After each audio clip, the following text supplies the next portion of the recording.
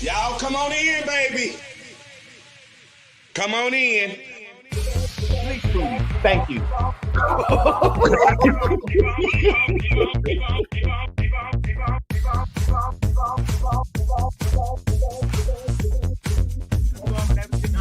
They was getting more money than they unemployment.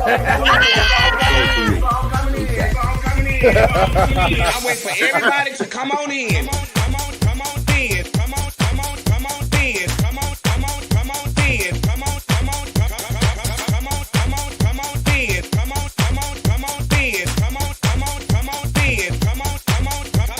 Come on in. Come on in. Come on in. Y'all keep on coming in. Keep on coming in. Come in. Y'all know when I go live. Y'all know I'm gonna go live. Keep on coming in. Keep coming in. Keep on coming in. Keep on coming in. Come on in. That's right. Keep on coming in. Y'all keep on coming in. Come on in. Come on in. Come on in. Come on in. Come on in. Come on.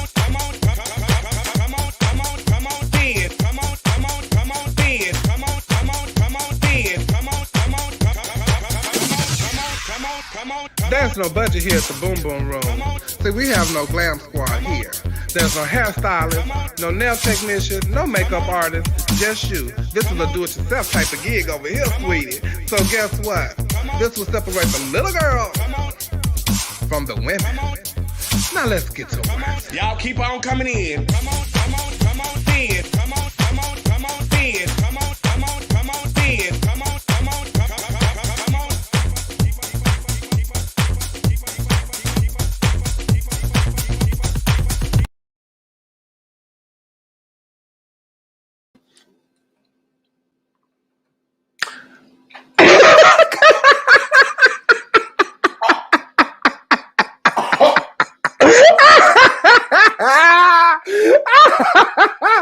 Girl, no ma'am. Y'all welcome to another edition of Our Point of View. Oh my God, that is horrible.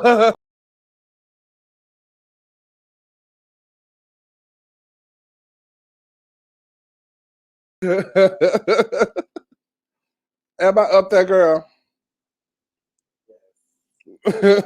How y'all doing? I know, look, child, I don't know what's going on. We got to get this situation right with this laptop. This ain't right. This is not right. This is not suitable for the people of. I tell you. But child, it's in some type of a.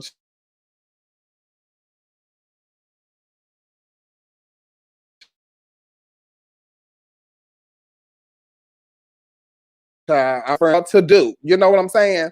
We're going to fix it. We're going to make it right. But anyway, I hope that y'all hear. Look, the thing talking about we lagging. Yeah, I know all of that. I know all of that, honey. Child, it ain't better, Justin. It ain't Justin. Hey, Ephraim. Hey, Tony. Who else in here? My grand sis, Bianca Ray. I saw Adam in here.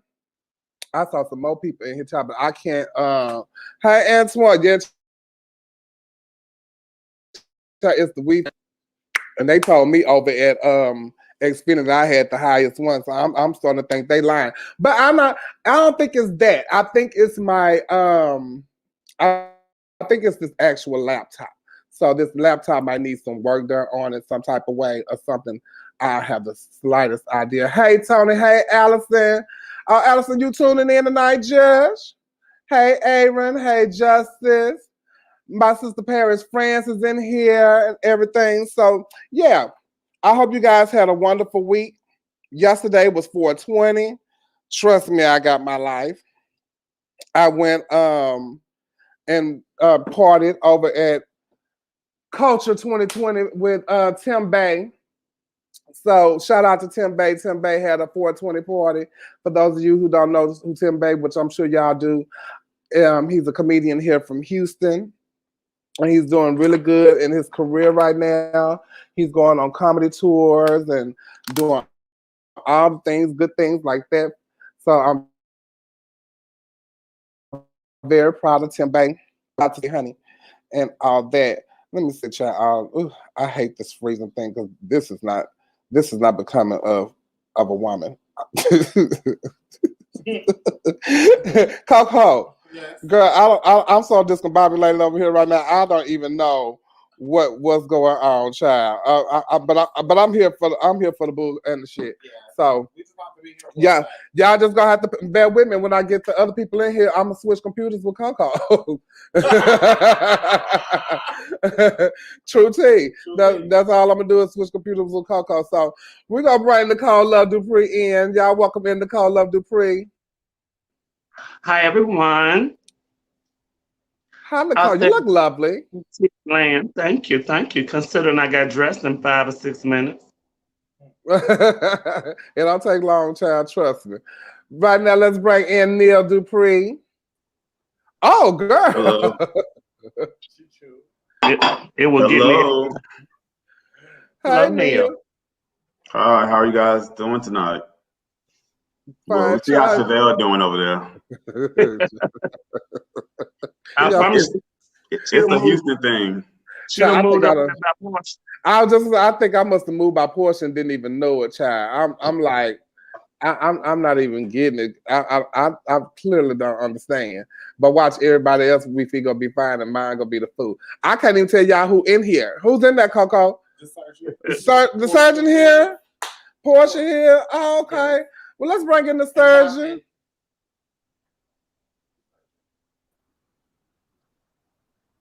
Because I'm moving mighty slow. You're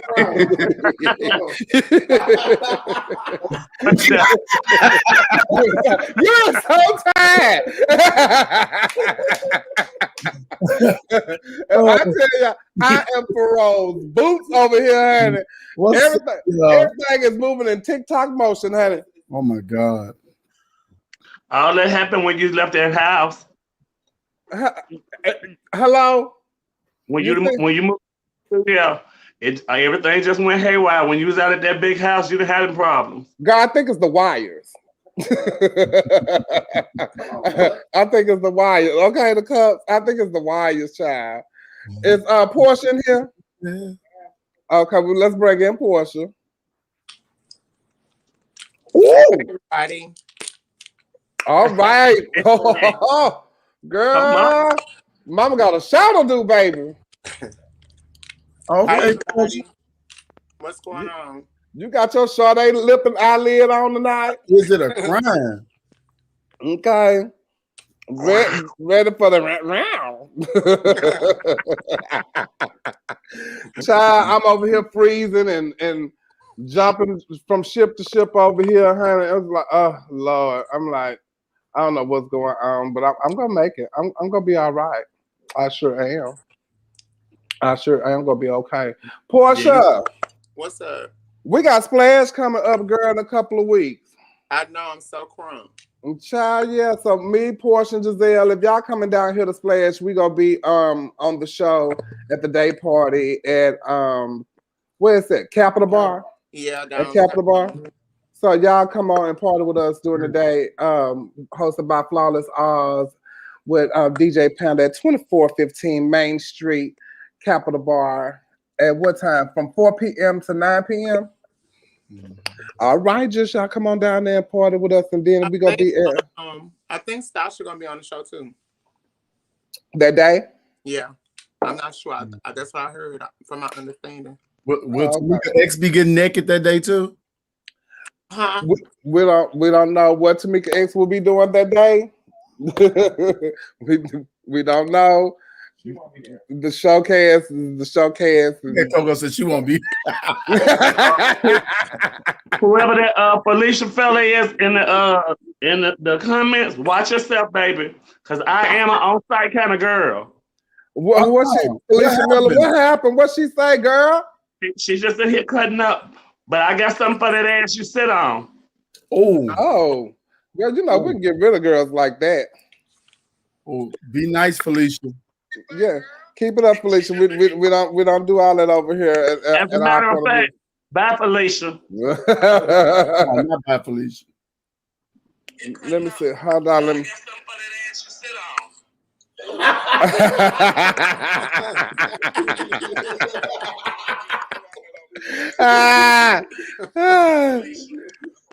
Felicia coming out here with the bull. Okay, we just blocked Felicia.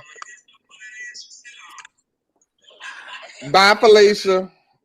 She out of there. Damn, Felicia, you almost made it. Okay, Felicia, you almost made it. You come in here with all that negativity. I ain't even see. You know, I'm over here on shaky ground, so I can't see nothing. Neil, you on mute. What I told y'all a few weeks ago, I was looking at those comments. I don't. But child, she out of there, and Necole got her out of there. Necole called security on her, and she gone. and now, I don't do all that no more now. Come on now. You know, security works over here. You know what I'm saying? They just ain't sitting. They work over here. They doing exactly what they're supposed to do. Oh yeah. I think it's unfair that Felicia had to go. Well, why you think it's unfair Felicia had to go? You don't even know what Felicia was doing. I know. I was saying people shut up comment all the time. I don't even know what Felicia was doing, but somebody on the panel didn't like Felicia, so Felicia had to go. So okay. So, let me go through these comments and see who I don't like in here. Oh no! Well, I'm sorry. In that case, I think you might be overruled because they generally want you to go. Oh my! That's why I'm getting off the head. Everybody got to go. Wait! Listen, y'all. Listen. Porsche, we proud of you. You got it together, Porsche. Oh yeah. I'm you too, Trent. Oh yeah. It's on the transfer, Trent, from Porsche. Just hope the wind don't blow hard or start drizzling. Okay, Porsche got a new phone, and now my stuff over here acting. and my stuff new, so that's why I don't understand what is going on. So, but see, Porsche set you up that day. She came over and left that stick in the door. Girl, please don't come over here leaving. Your stuff ain't been right. Porsche. Hey, Neil. Hi. I'm so excited I'll be out there next week. What you gonna be doing out there? I'm having a show too. Oh. It's on your show? No, it's my show at the A-Lop Hotel. I don't know the room number yet though. Oh. It's called We Living in You. Ah, it's a living party. That's the name of the party. We living in. Yes. He lives in you. I'm planning on having a really good show. No, I'm not. Enjoy yourself. I'm going to have a good time. I'm going to come see you guys either at the brunch on Sunday, probably Sunday, or Saturday afternoon. The day party will be more. Yeah, you should be a party. The day party on Saturday? Come to the day party. Okay. Yeah. Yes. I'm your holder and get your name. Your holder and get your name. Your holder and get your name. Your holder. Yes. Yes. We're gonna rebuke that. We are. We are already acting better. Neil going to the 6th party. EKOC, baby. What's it gone? Girl, you done push your way with that. Push must have a demonic spirit.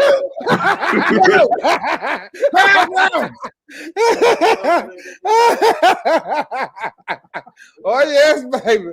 I knew she was painted for some reason. Get rid of it, honey. Oh, there she back. Okay. Yes, man. As soon as I put that thing over there, here she comes. I don't know what happened. I thought I heard some tick, tick, tick, tick, tick, tick, tick, tick, tick, tick. I told you, Trent, just don't let the wind blow too hard or if it start drizzling. Close your window. Close your window, girl. Oh, I don't know what that is. What's in that cup? I don't know. What's Peach in juice. y'all cup? Peach juice is in mine. I have some type of wine in mine. I had a McDonald's sweet tea. I'm drinking ginger ale. All right, y'all really doing good this week. We're doing good. Y'all really doing good. I pray for y'all. Thank God. Topics are too heavy this week for alcohol. Huh? These topics this week are too heavy for alcohol. Yes. My liver just too heavy right now for alcohol. And so, 'cause I had a hectic week. But is our guest in the room? Let's bring in our special guest this week. We're so happy to have him back. He was out for a little bit. He was on the show last season with us as our political correspondent. Let's welcome in Cam. Everybody welcome in Cam Gray. Hey. And get his jet. Hey, Cam. Hey, What's All going on, right. my people? Child, welcome back. I know, right? Thank you. Okay, you look good and stuff. You look just like we left you, Jeff. Why? Thank you. Yes. We're so At glad least to I don't have you look back on here. At least I don't look like what I've been through. Ain't that Hey. right? Oh. okay. Hey, How y'all doing? Chevelle, don't shake too much over there. what happened? You're gonna freeze. See. Hey, everybody. You jinx Chevelle. You jinx Chevelle. See. Oh, see. Y'all play too much. Y'all play too much on here. Let's see y'all. Cam just got on here and y'all want to play with me already. Let me go get my stuff again. Girl, No, this is not bad. you tell y'all she just up there smiling in that corner.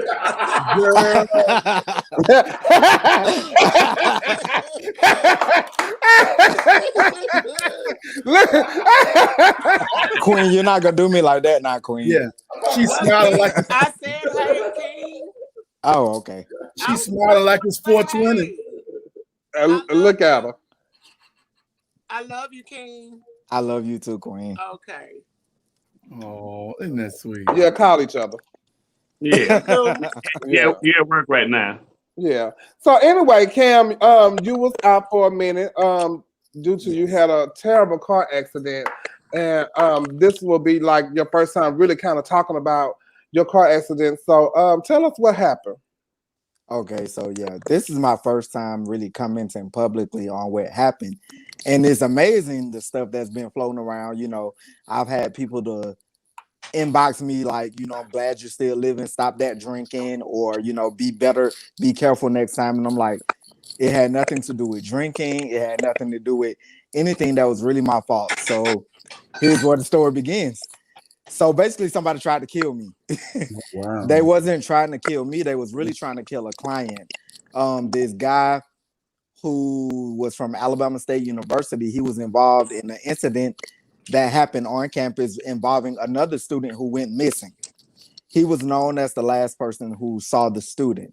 So he came and sought me out for legal advice with my law firm. And as I was meeting with him, the person's family who was actually missing from Alabama State, they kidnapped somebody and so made them basically tell them where he was, where she was with me at the time.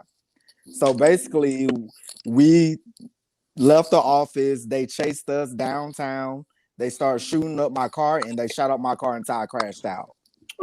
And so when I crashed out, I don't remember the day of the accident at all. I just know what people told me happened. But I crashed out. I woke up in the hospital 5 days later. I was in a coma apparently for 5 days. I was missing for 2 days because no one knew what happened. And I was counted as a John Doe in a high security hospital. And so I ended up with 3 broke ribs, a fractured spine. My spine was fractured in 2 spots at the top and the bottom. And then I had a collapsed lung and I had a major concussion that resulted in temporary amnesia. So I had to learn how to walk again, learn how to talk again, and now I'm back here. Look at the God's grace. Right. Wow. So it was a major little thing that happened, but you know, I'm getting better. I'm doing better. I was like depressed for some time and I never dealt with that before, but I decided to be better because I've always been a fighter in life. and I decided to keep on pushing. Even though this has altered the course of my life, I'm just gonna keep on pushing and make it do what it do. Well, we're so glad that you are okay and you are here with us. God bless you. And we always are going to continue to pray for you. And everybody, y'all continue to pray for him. But that is crazy. Yes, my God, that is a testimony. Yes, it is. God bless you, honey. And yeah, God bless you. So things are looking up for you now. Yes, for the most part, they are. I just found out I have to have back surgery, and that'll probably be in like June.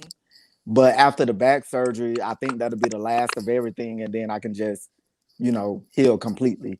But outside of that, I'm in good spirits. I'm moving back to Atlanta, and I'm moving forward in my career, on a different path in my career. But I'm gonna move forward and just try to stay positive. And because now that I'm out of that dark place, I don't really want to go back there. So all I can do is focus on the positive and focus on the road ahead. Mm-hmm. Well, we're gonna continue to pray for you, and we have a little video clip of you that I want to play right quick, and then we're gonna come back and talk about that video. Okay? Okay. Okay. Wasn't that nice? Huh? Wasn't that nice? That was really nice. That's awesome. Thank you. Now I got to tell y'all what it means, right? So the big thing is surprise. Hey, I'm running for Congress in real life. So I know. I am running for the 13th Congressional District of Georgia Congress in 2022. And that announcement was to invite you all to my virtual announcement of my campaign, which will be next Saturday, May 1st. So yes, we gotta support Right. him, and we gotta look out for our people, and that is really amazing. What you gotta say here? Oh no, I was surprised he made the announcement. I mean, we talked about it privately, but I'm so happy for him. Can't wait to get on the campaign trail in the grassroots. Oh, That's amazing. It's gonna be a straight up grassroots campaign. So I'm gonna need everybody's help, and I'm utilizing all of my audiences and every platform. So I need you guys to be a voice for me if you believe in me. More about my platform will be discussed next weekend when I make the announcement. But I'm excited. This is the new journey that I'm on, and this is what I'm moving forward with, because at the time I can't really practice law or do anything like that. But I decided that I still have a purpose, and now I think this is it, because it literally came to me in a dream. Like most of my things do, like law school, like Mr. Black Universe and all that. I was like, hey, I woke up and said, I'm going to go and be Mr. Black Universe, or I'm going to go to law school, and now I'm going to Congress. So that's where we at. Yeah. We got to get our people in there, baby. We got to get our people in there to make some things move, to shake some things up. You know what I'm saying? Because we have to have somebody to have a voice for us. That's right. So we're going to be there to support you and everything. And we're glad you back. You will come back after we had such a big day on yesterday. Not that it was just 420, but it would. Now it would happen on 420. Now how about that? Now I'm with Willie Nelson now, but he should say that he should make it a national holiday now, because it need to be. It could be George Floyd's 420 day. So yeah, because I'm sure George Floyd smoked 420. Okay, true tea. Now let's just be honest around here. And we was all riding on a high because of the verdict. We was riding on such a big high, so it could be synonymous. George Floyd. Mm-hmm. Yeah. So we got the a guilty on all 3 charges yesterday for Derek Chauvin. Is that how you say his name? Chauvin. Yes. On all 3 counts yesterday, it was a unanimous vote, and it only took 10.5 hours. He will remain in jail for 8 weeks until sentencing, and written arguments and all that stuff will be coming in 8 weeks. But he was child.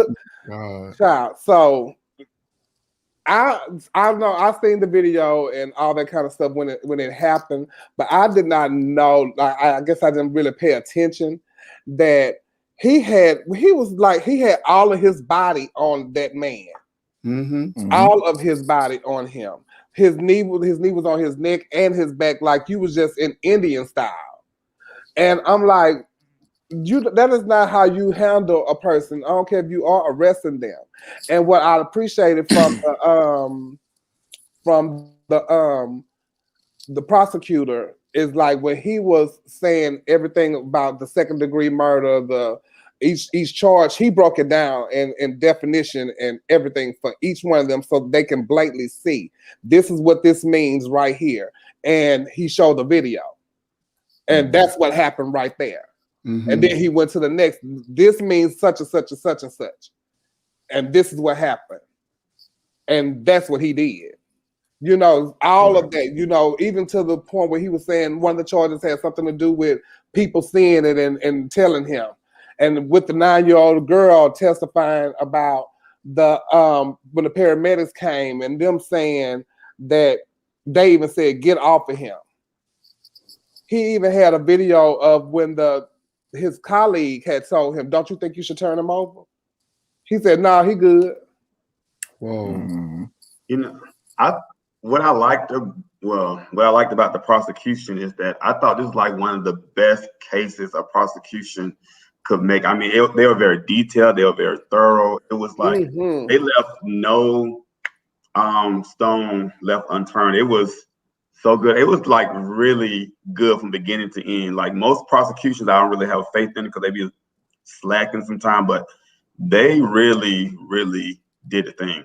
And then it was like later on that I found out that the state prosecution had took it over from, I guess, the city that had it initially. And when they took it over, they took it over. I mean, they went full throttle. They were really good. They did a good job. It's crazy that even after having such an excellent and strong case as a prosecutor, that people are still on pins and needles, like still thinking, oh, it could still be a not guilty plea. Like that's the country that we're living in. Even if you make this really powerful argument and compelling argument, we still like living on a hope over here. Like, I hope they do the right thing. I hope that he's guilty. And it's so funny when you can blatantly see, you know, like how he laid it out for them. Baby, they should have just turned to say, okay, so who all in favor? Because see, this man right here just told y'all everything y'all need to know.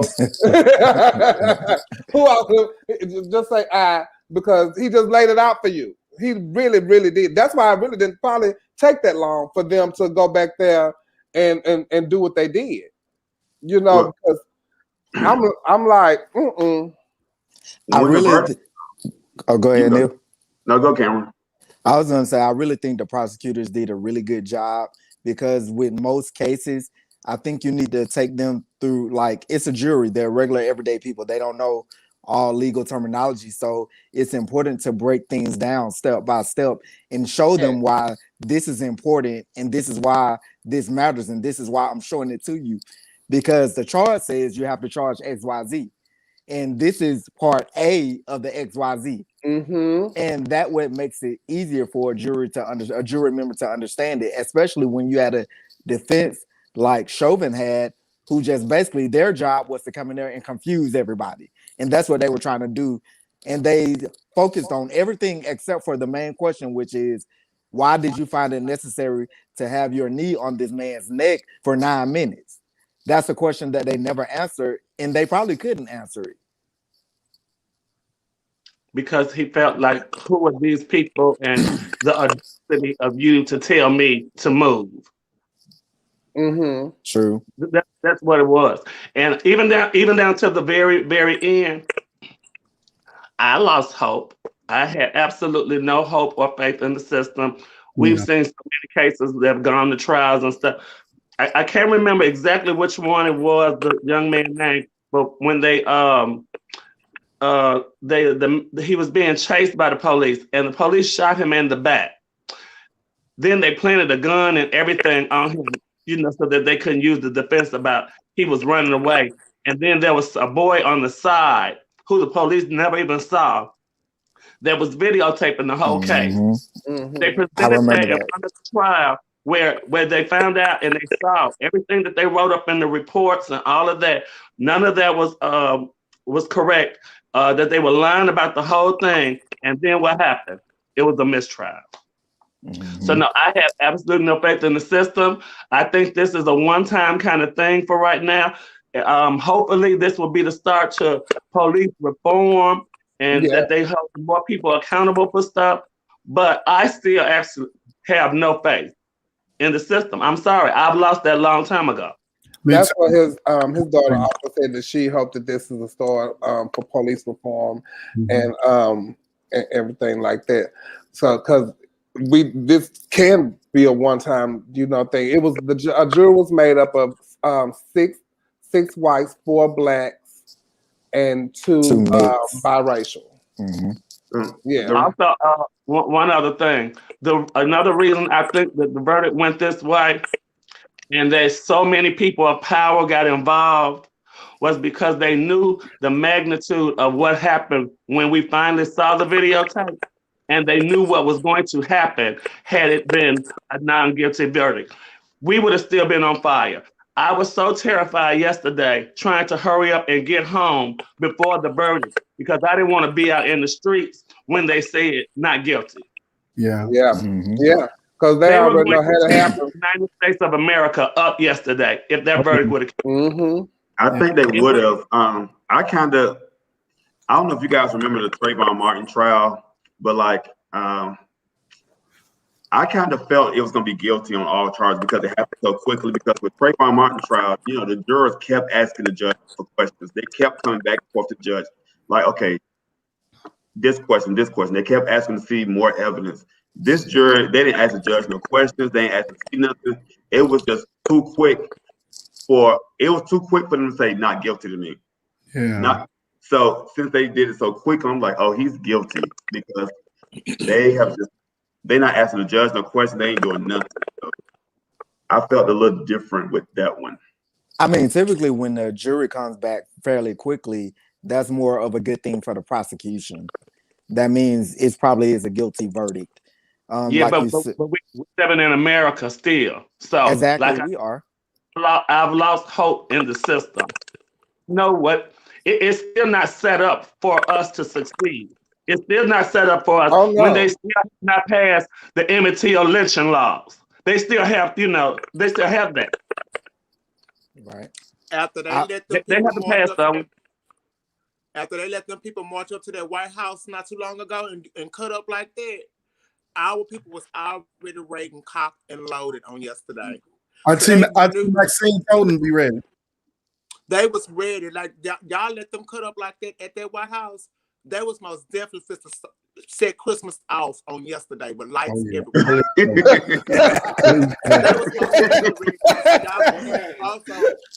Also, y'all let them go up in there and do all that. Oh, we got something for y'all. Let that verdict come back the wrong way. So they knew. And I believe every chief of police and sheriff officer, they wanted a guilty verdict because they knew what a non-guilty verdict would mean. Cities are cities about to go up, so they wanted a guilty verdict too. Well, I mean, everybody remember what happened when Rodney King, when they got there not guilty. What happened? And that was just in one city. Now people are doing stuff all over the country. Everywhere. Well, they was out there yesterday. Because technology has gotten better.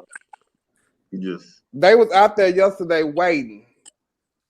Yeah. They sure was. But I have a video of the family when they got when they heard the verdict, and I want to show y'all that right quick.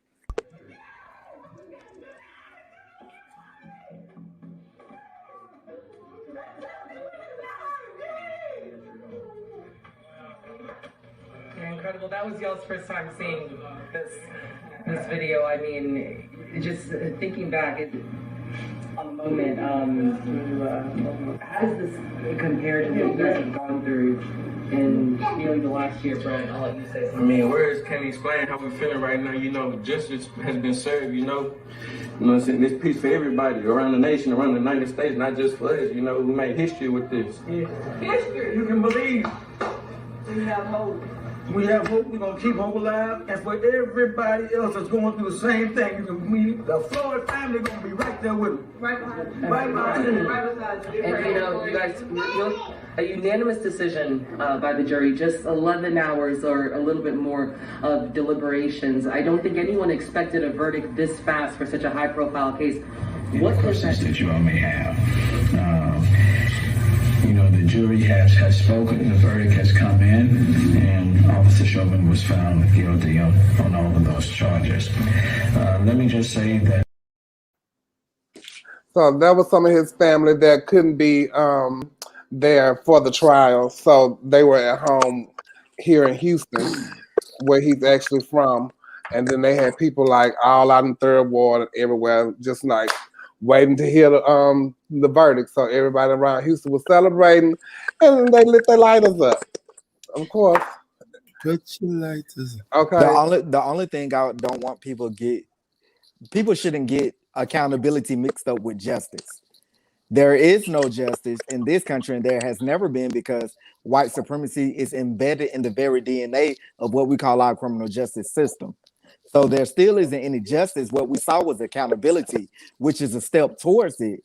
Now, justice comes in the fact when we have equity on all playing fields, from education to criminal justice to police reform to everything that we live by and what we have to abide by as citizens of this country. So we need to keep going and not get confused, the messages confused, because they like to trick us into thinking when they give us a little piece of something, we've gained a lot of traction. But we know now we're still fighting for accountability. We haven't even addressed the justice part of it yet. Because it's all systemic. Mm-hmm. Well, Absolutely correct. I was still very old school, and I still live in the hood. So I had my palette and stuff laid out on the floor watching the verdict, and I was waiting. Even when they said it, I was still in disbelief. I was waiting for the gunshots and stuff to go off around here.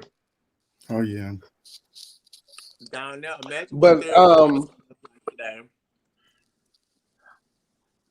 do y'all think that now, you know, because now we still have to fight for others that has had this happen to them. Now we have this verdict for George Floyd, but we also have the murder that just happened 10 miles away from where he was being tried at. So we still have to go through that. So it's not over. The fight is still going on, and so we still got to, you know, think about that. Mm-hmm. And then don't forget about them other 3 cops that was involved too, and them too. So you know it's still not over. And then now we have the 16-year-old Ma'Khia Bryant, who was shot by authorities in Ohio. And so I have a little video from that too I want to show y'all.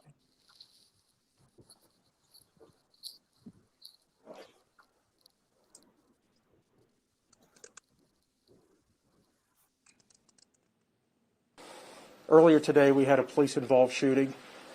Normally, we don't provide information this soon, but we understand the public's need, desire, and expectation to have transparency upon what happened. We've worked very hard tonight to provide you a short video of the first officer that arrived at scene, and this is the officer that did ultimately fire his weapon.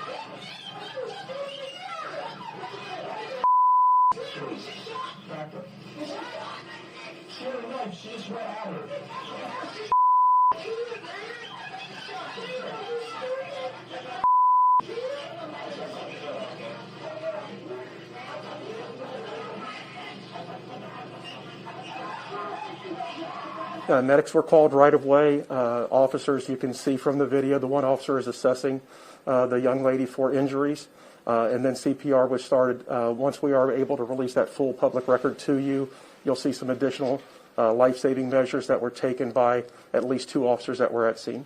Deadly force can be used to protect yourself or the protection of a third person. So that is within the policy, and that is within the law.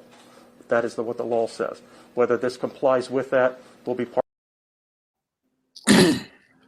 So, she was having an altercation with 2 other girls, and she had a knife, and she was charging at the girl with the knife. Is what the story was told. And so he shot her because she was charging at the other person, a 16-year-old child. I don't even know how to feel behind this type of stuff. I don't think that warrant, and I saw today on Facebook earlier, people was almost justifying what the police had done to this 16-year-old baby. And Tom, did y'all see the position, her hand position with the knife? I just think they could have still got her down without that. It's unfoundable. I can't. My thing is, didn't she call the police? She didn't want to call. Yes, and she the one called the police. I think, okay, and it's these kind of instances where I say, as a Black community, and I know I'm going to get a lot of slack for this, but we have to hold some accountability on ourselves as well. No, I believe so. You put yourself out there. I always say it like, when people say, and it's not all right for the police to harass you or to do any of that kind of stuff. But when you subject yourself to putting yourself in situations, why are you standing out on the corner with your pants hanging down, making a ruckus? Then when they stop you and trying to question you, they're in the wrong. Had you not been put in that position, you had no reason to do that. Had you not been riding around with your car music bumping with nothing but bass and you can't understand it and they pull you over. If you weren't doing that then, not saying that actions justify anything, but sometimes we put ourselves in positions. You called the police, why you didn't stay in the house until the police got there? And, okay, so it's a lot of things wrong with the situation. Not even prior to the police getting there. It looked like it was adults looking at what's going on. It was somebody in the backyard. It was somebody across the street. So you have adults right there looking at the fight, probably egging it on. I'm not sure, but it's still a problem that you have adults around there. Then, if I did call the police, at what point, if I call the police, that means I'm in the house or in a safe place. Now you got a knife, and I'm not saying what the police did was right at all. Like the police could have did a lot of things differently. She could have did a lot of things differently. The adults watching could have did a lot of things differently. Child, she don't think with an adult mind. She don't think with logic. Well, I don't think so, because I think as a black child, your parents tell you how to act when the police are around, because we know that the police. We're assuming that happened with her. We don't know if that happened with her. Everybody, her parents were out there. I think black people really. Black parents talk to their kids about the police, I think, a lot. Someone said that her mama took her to the girls to egg it on. And then, it's all those factors which brings on responsibility of all those people who were standing around. If you got all these people standing around videoing and doing all that, who's the person who's de-escalating all that? So now when the girl charging, in that instant, that is his natural response. You couldn't use a taser. I think he could have, but it's hard to say what you should do in that moment. To me, there are a lot of things. Listen. Hold on. Let me just get mine in. To me, there are a lot of things that happen wrong. Number one, we have to face the fact, because we don't want to change the narrative of the movement that we're trying to do. So it's important to recognize some facts and take on accountability for the movement, ourselves and her too. We just asked and applauded accountability for Derek Chauvin, right? So this 16-year-old girl, and mind you, let's put the phone call into context. All that happened was it was a call to the dispatch that said some people outside trying to stab me, and the phone hung up. Period. That was it. So when the officer got to the scene, all he know that somebody's in jeopardy because somebody's trying to stab them. So when he got there and saw that, and She was the one with the knife. She was the one with the knife, and she was about to stab someone else. Now, there are 3 questions that I'm going to answer. Was it justifiable? Legally, yes, it was justifiable. Was it necessary? I don't know. Could it have been avoided? I don't know because I wasn't in that situation. I think it's hard. What makes the movement harder is when we place people in a situation where they can't lose for winning. Because when you can't lose for winning, you stop caring altogether. And we can't put that on the officers either. He was in a hard situation. Maybe he could have handled it differently. Maybe he could not. But then we got to switch. A black person. It's not hard.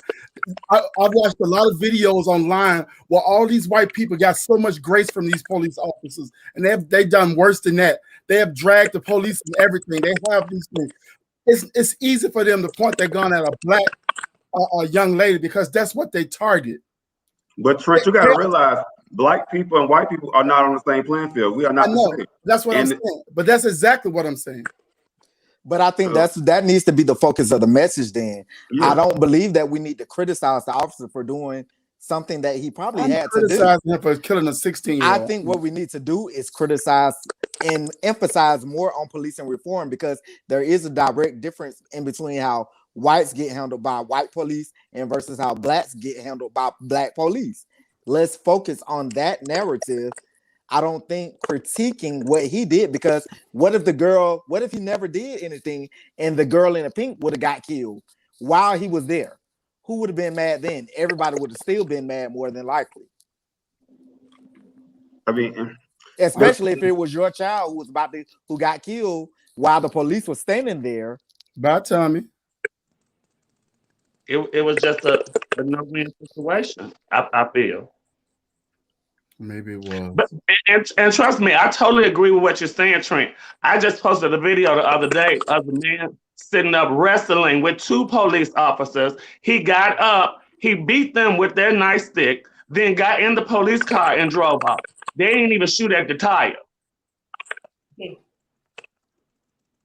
But it goes back to the justice system, and blacks and whites are looked and viewed differently. And we can't go thinking that we are the same as this white person, or the results going to be the same as the white person, because a lot of white people look at the police for protection, and we look at the police as, okay, this is what happens when the police you.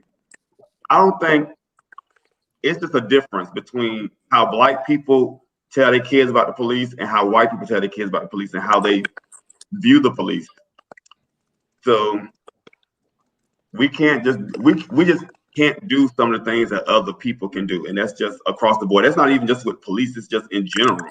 I want to be careful when we say we can't do the things that other people can do, because that somewhat acts as a crutch for them to continue doing it, and is acts as justification in some instances. So what I want to say is, what you say, Necole? I said, but it is what it is, and that's something we can work towards changing. But the reality of it is that is what our life is.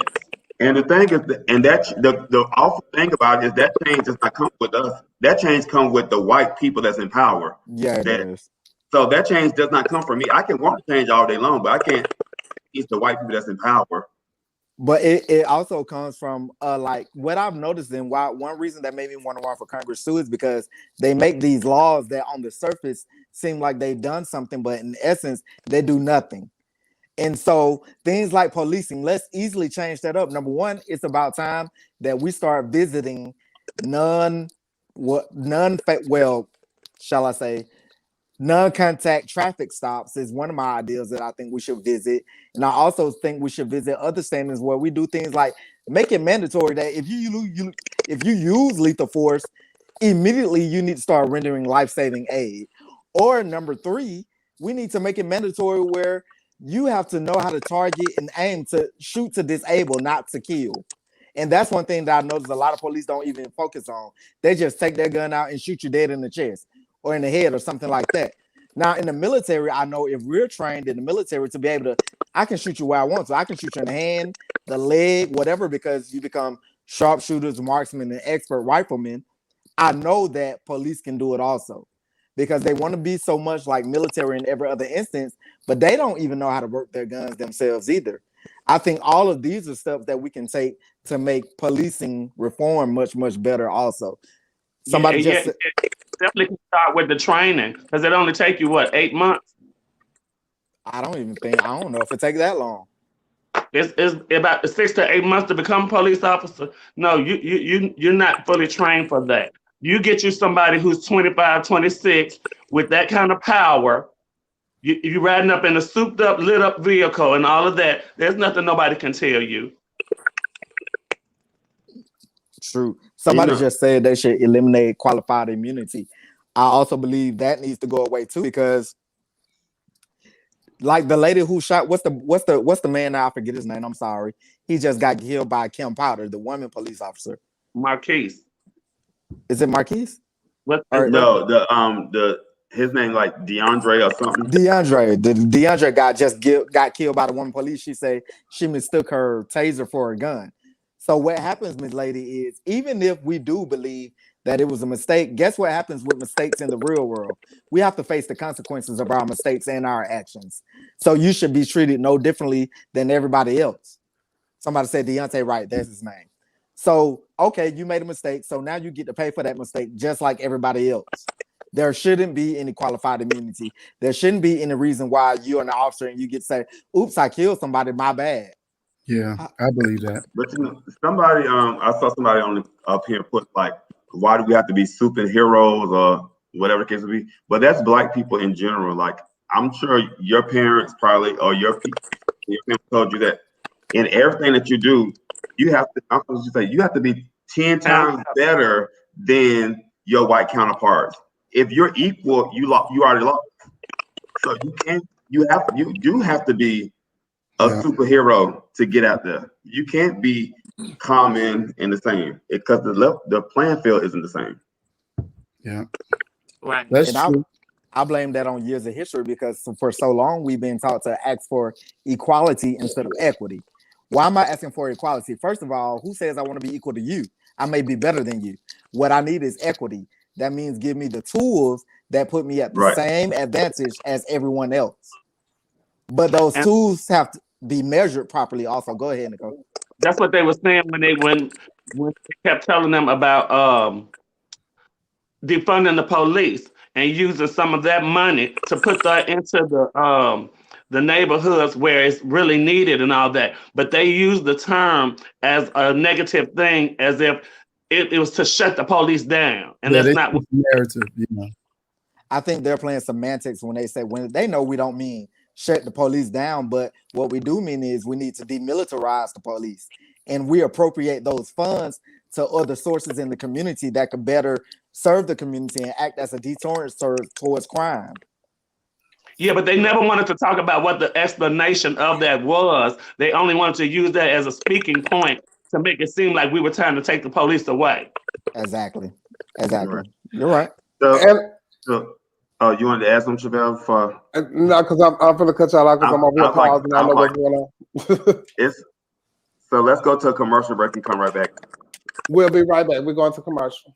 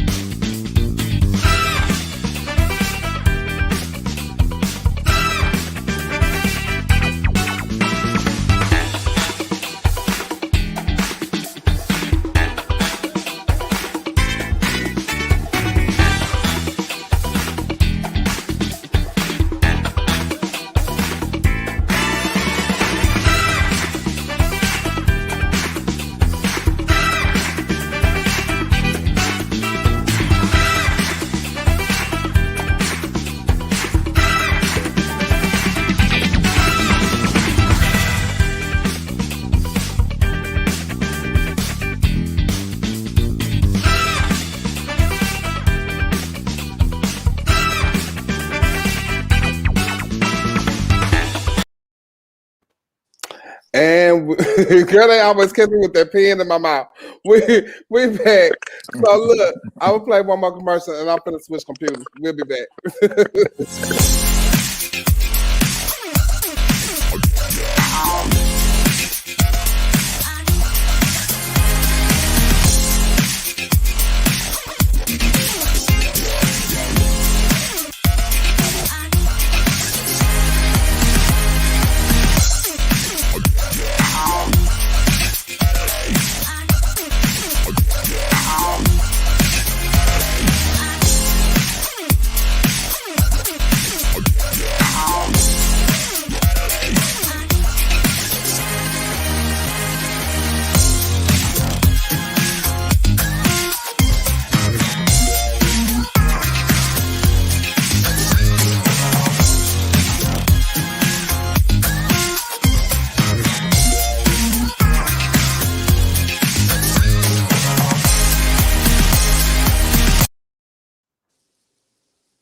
And they are going to do a thorough investigation. Okay. So I guess we're back, and she's not ready. Coco, do we have we got topics to drag and pageants and all that kind of stuff? And Yeah, on a lighter note, my God. yeah, on a lighter note.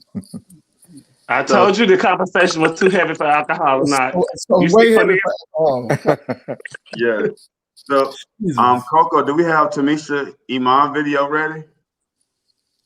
Shout out to T.I., the original T.I. Okay. So, The holiday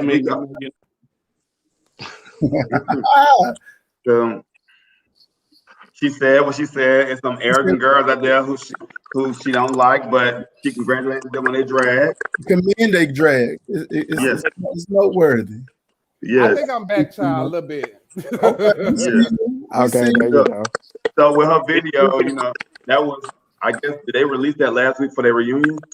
Yeah, that was released last week for the reunion. All the girls had they did their own virtual thing, and then they talked to RuPaul. Mm-hmm. Well, I think that's you. Yeah, I just muted her. Y'all think that's Porsche? That was Porsche. I just muted her. Oh, I was rooting for you, Porsche. You thought it was me, Nick? No, I'm just having computer problems. You see, I'm fine. Right now. I was rooting for Porsche. What Porsche say? You know what? Don't go to your gig, sis.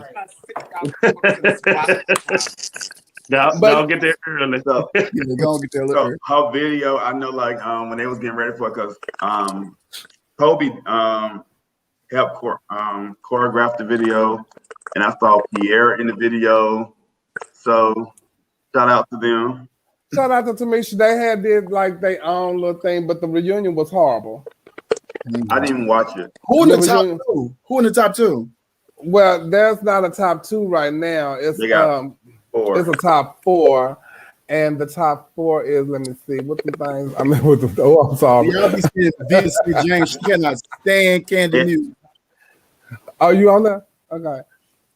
Candy got Mick, Rose, and some. Thank you. Who got Mick? The trans man wear them out for fashions. I'm so sorry. He been tearing them up for fashion since it started. On period to me. His fashion, every time he came around that wall, it's been up here. You don't like her fashion? He has not so that's who you ride for. That's who you think should win. I don't think none of them can mess with his clothes. And then the I don't either. Or makeup. Yeah. Like, that's what. I only saw 2 episodes. She's definitely. So when my folks leave, I'll be totally uninterested in watching, so I cannot relate to the topic. So, I mean, right, I only saw 2 episodes, and that was at Porsche house when I was visiting. So I don't really follow RuPaul. To me, it's camp drag, and I don't like that. Well, I watched it since since what's her name? Since they didn't kick off Miss Thing, I didn't watch it no more. But I did watch the reunion because Tamisha was gonna be back on there, and I wanted to see what was going on with that. And then it's just not the same. This would be going down as the worst drag race in history. I think. Like, I watch good or bad. I watch the season, just like good or bad of Housewives series. I still stick with it and watch it. This season was not the best season. This season reminded, like, prior to this season, I thought season 7 was like my worst season for me. But to me, I really would like to see Rose win. I don't think she's gonna win, but Rose she just has grown on me as a person throughout like the process. So I do like Rose. Actually, I don't have a problem with Rose winning, Mick winning. Simone, it's like if she wins, like okay, I get it, but Rose and Mick are like. I wouldn't care who wins as long as Candy Music don't win. I don't care. I don't care who wins. Porsche, mute yourself, please, because that popcorn is wearing me out. See you next week, Porsche. Oh, baby, Mama had to go. She had the old school to sit and do this. And baby, Nia, I always think Nia wanted it to be me so bad. I'm just having connection problems. I'm not having that. But anyway, how drag race has changed drag in the community in a lot of ways, a whole lot of ways. How has it affected y'all community? Y'all might not, the boys, y'all don't do drag, but y'all watch shows and y'all can tell and y'all help people and y'all do all these things. So y'all know too that it has also changed in your city. How has it affected the drag shows there and the type of entertainment that y'all get? Well, where I work at, it haven't affected me at all because I really don't work at them other places. But I do hear a lot of them say stuff about how the clubs say they don't have no money and they only paying this certain amount to the girls. But when them drag race girls come, they come up with the money for them and all of that. And then now you got these girls who've been doing drag 2 years, think that they are on your level in your career because that's where they trying to get to. And I suspect maybe back in the day, if we had something like that, that would have probably been our ultimate goal. Our goal and stuff was like Continental and Universe and stuff like that. Mm-hmm. But these new, they kind of lose the respect for girls who have come before them because this have made it so much easier for them. I agree. And YouTube has also. So that's why I think it's kind of different because girls, you just have girls that want to be pageant girls, but just because I do drag does not mean I want to be a pageant girl. That doesn't mean I want to be Continental or USA. And that was what you wanted. These girls want to go on Drag Race, and for them, that's what we want. That's what she's saying. Yeah. Yeah. So I'm saying I don't think it's necessarily maybe a disrespectful thing just because I've been doing drag for 2 years, but it's.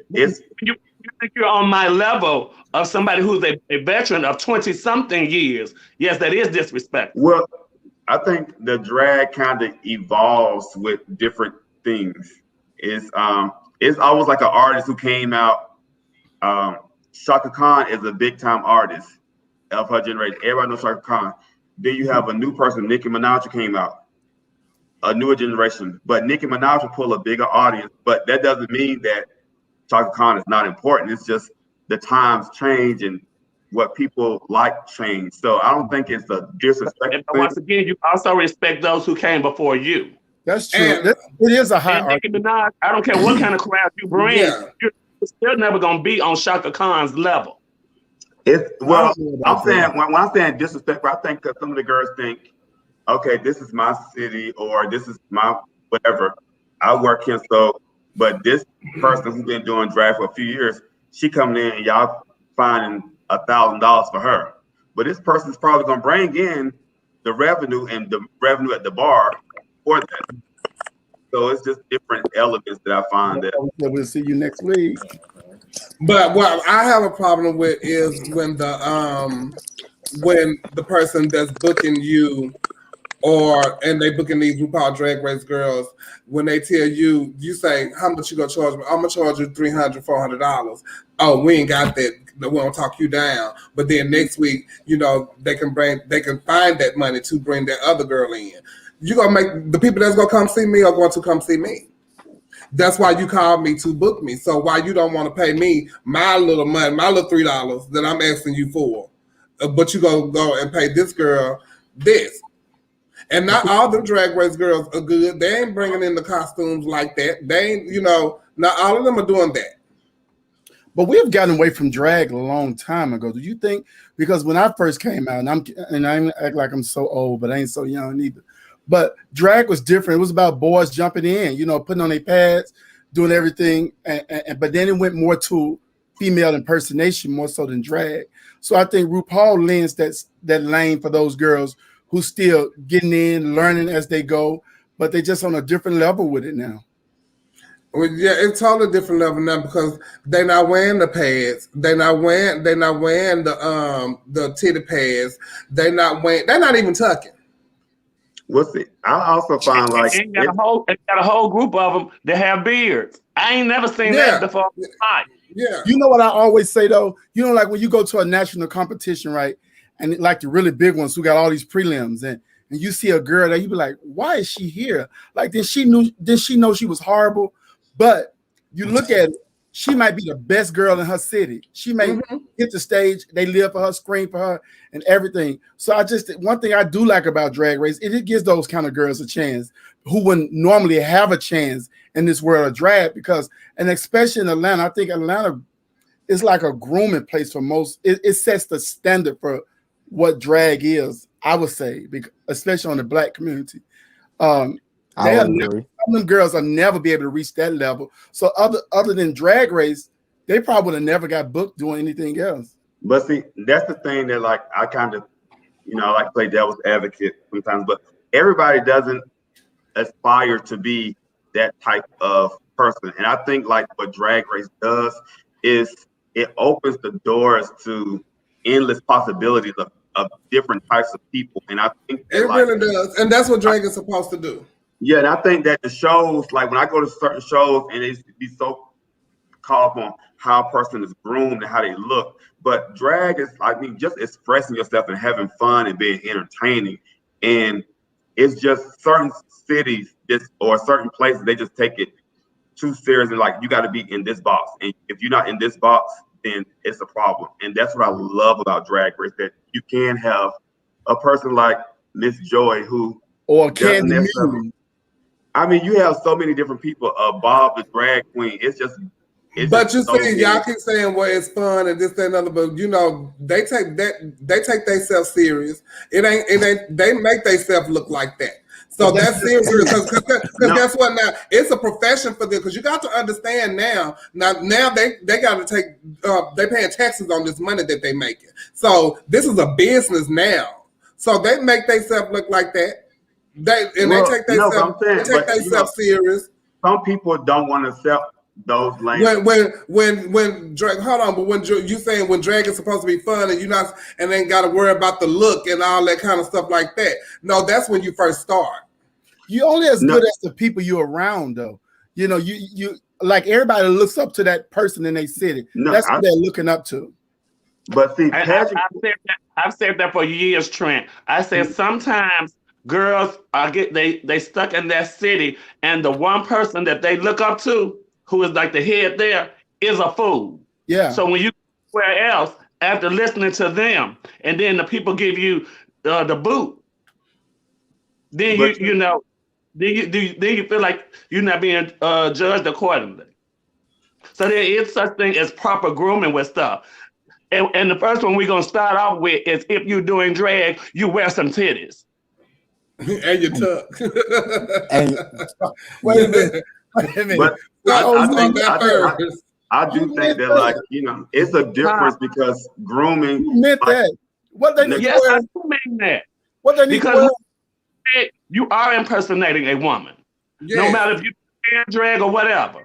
Guess what? I don't care if they the size of tea bags. You put in something. Huh? What they need to wear? Titties.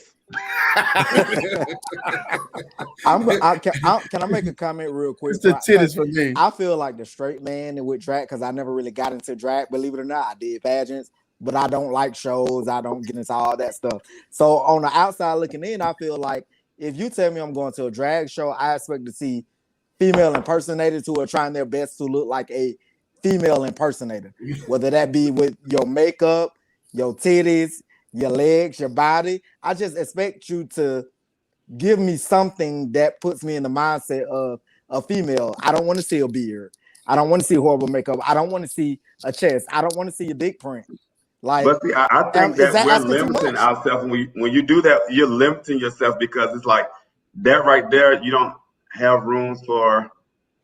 Cornelius, you don't make no more comments on this subject. You're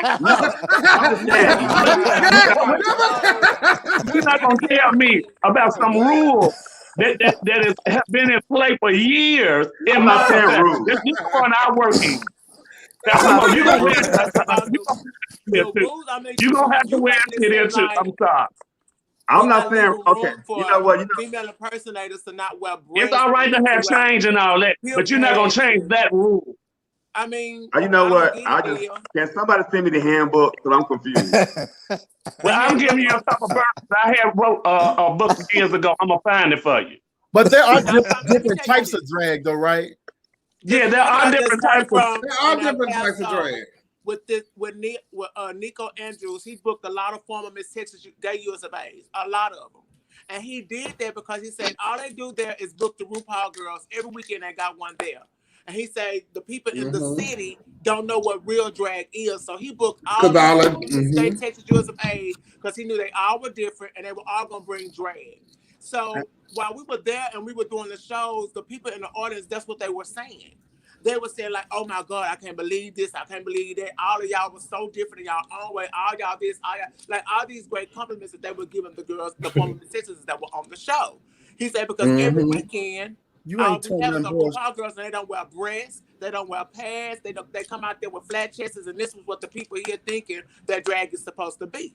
So Nico Andrews called himself proving a point by booking all of us and bringing us all there so they could see what real drag was. Whatever real drag means to anybody else, okay, fine. I'm not disagreeing with you. I don't think you're stupid. Whatever, however you want to feel, that's how you feel. But when I came out in 1989, drag was drag. Titty cups, hips. So do you want drag to still be the same way as it was in 1989? What you saying, Neil, is different. It ain't got nothing to do with the style of drag. It's you are impersonating a woman, so put some titties on. Some people just entertaining though. Yeah, the entertainment value is missing. Like what? I just think some people want to be entertainers. Like Necole, what the show, the Operettes or whatever. They used to be entertaining. It don't have nothing to do with you being an entertainer, though. It don't have nothing to do with your entertainment value. Nothing to do with your entertainment value. You from head to toe with the wig, the lashes, the makeup, the dress, the shoes, the everything, the nails. You got everything on, but you ain't got you ain't got no. What they need, Necole? What they need? Baby, I don't know. I don't know. I just been doing it for almost 30 years. The moment one of them girls come and do your pageant, Cornelia, and they had no titties on the evening gown, I want you to go up for them. I was gonna say now. I want to ask. And tell them that's the change that you're looking for. That's the direction that y'all heading in. Okay, so Necole, since you said that goes back to rules. See, those rules are stated in whatever pageant handbook. But no, they're not. No, they're not. No, they're not. Hey. No, they are not. Well, then, if they're not stated, then let them come with no titties then. Let them come with no titties then if it's not stated. All right. And y'all know y'all taking off if they come in there with no titties on. Y'all know y'all taking off if y'all see them out there with their bulge out and they enjoy. Y'all know y'all taking off of that. I'm just saying, I want people to be open to different things. Neil, come on now. Let him open up and let him push forward. We're not talking. We're Y'all not got talking a whole about nother stuff. show, not pageant. Y'all talking about pageants and stuff. We talking about drag race and entertainment and shows. We ain't talking about pageants. And that was part of the conversation too. But let me tell y'all this though. Let me tell you something. Where this is what I observed since I've been out. More predominant white establishments. As long as somebody say they in drag, they believe it. They go on stage, they holler for them, they scream for them, and they tip them like crazy. I think that in our community, we're a little more polished, and we expect that from every entertainer we see to be as polished. But like I keep saying, these people are from different walks of life. They made it onto an entertainment reality show. No one's taking them that serious. And when somebody booked them, they know they're gonna bring in the money. It's all about they booking for the bar. They're booking these people. It's just business. It's not to throw the girls out. So these people are TV personalities now. So they might be a little bit more than the average girl who just be in the club every week. You know what I'm saying? I get it. I totally get it. I'm not knocking that. These girls are on national TV. I get it. I'm not knocking it. I'm not even taking nothing from those girls. But they titties. What we're talking about is how they're changing the game with making it okay to not to wear breasts, making it okay to wear your boy body with your boy dignity in your ass and all that. Come out there in a Daisy Duke and it's supposed to be accepted. And we're not. I'm not knocking it. I get it. It's y'all out there full evening gowns with hairy chairs. So can I ask Neil this? Let me ask Neil this question. So what? All the new things. So calm down. Just calm down. So Neil, what did you think about Miss Black America when she came out there that time with nobody on at all? What's her name? Aria. You remember that? When she came out there with nobody. They read her down. They read the brakes off of her. When she came out there with nobody. They didn't read it too bad. They went on the crown though. No, she was already the crown. Yeah, she was already Miss Black America. She didn't have nobody when she won. She had nobody. I mean, was she entertaining? Was she entertaining?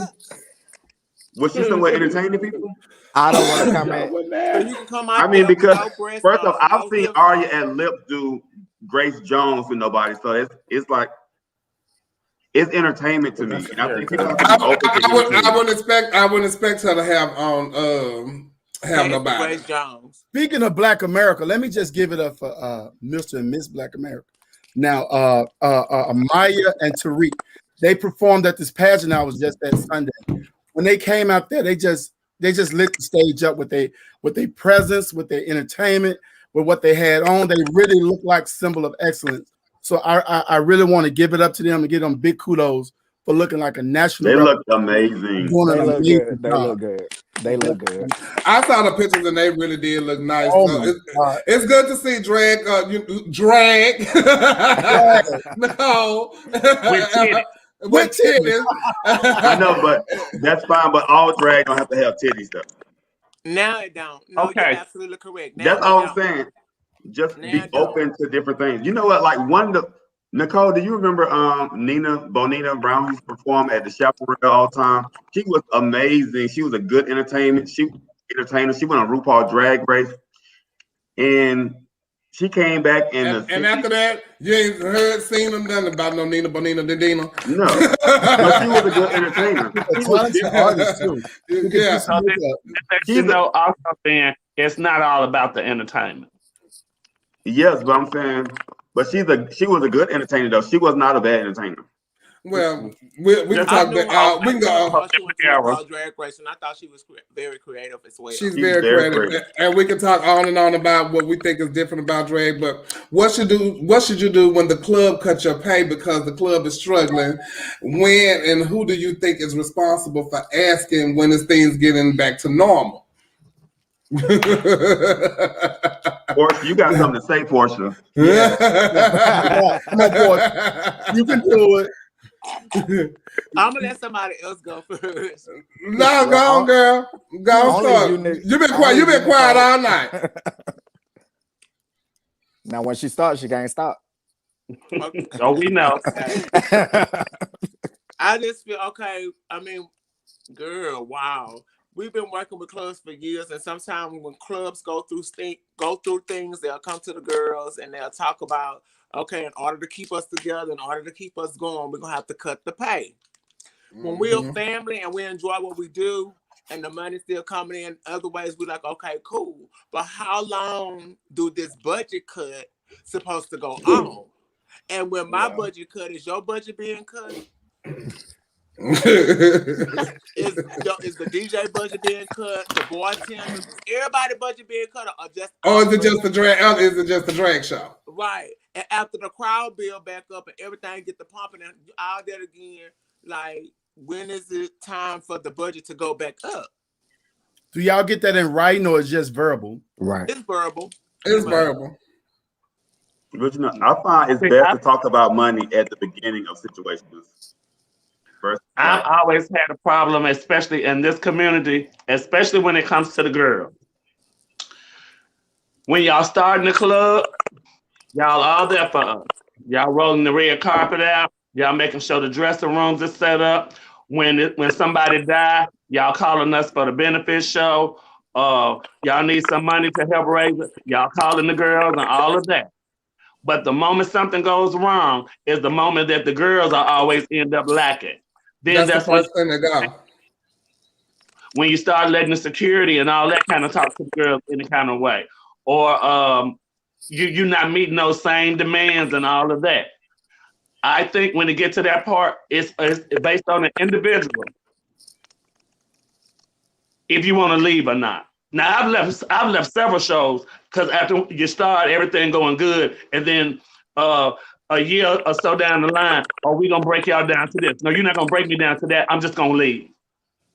Wow. Because once girls really start sticking together, and it's not always just the one for self, that's when some change will be made. Yeah, we are. A lot of these establishments will not make it without the girls. Sometimes the girls have to realize that they are the ones who do have the upper hand. And that's what I say. That's what I say all the time, especially when we are now. Y'all not cutting no bartenders. And y'all cutting no bartenders. I ain't seen that yet. I ain't seen them cut down on the inventory or the liquor that come in. I ain't seen them tell the DJ, well, we can't have you to work for this. We got to get somebody less expensive. I ain't seen none of that happen. But with us. But you know what they depended on now? Now y'all can get the PPP loan for self-employed people. Oh, really? Y'all gonna go to jail for that. But I don't want to loan. I ain't know nobody had to get paid from the club no more.